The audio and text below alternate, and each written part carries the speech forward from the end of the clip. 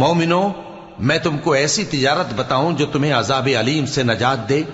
وہ یہ کہ اللہ پر اور اس کے رسول صلی اللہ علیہ وآلہ وسلم پر ایمان لاؤ اور اللہ کی راہ میں اپنے مال اور جان سے جہاد کرو۔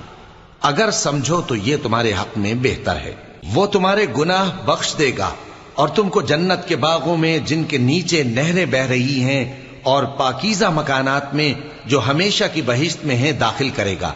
یہی بڑی کامیابی ہے۔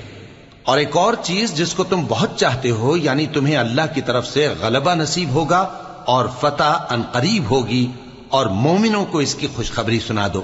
مومنوں، اللہ کے مددگار ہو جاؤ، جیسے عیسیٰ ابن مریم نے حواریوں سے کہا تھا کہ بھلا کون ہے جو اللہ کی طرف بلانے میں میرے مددگار ہوں؟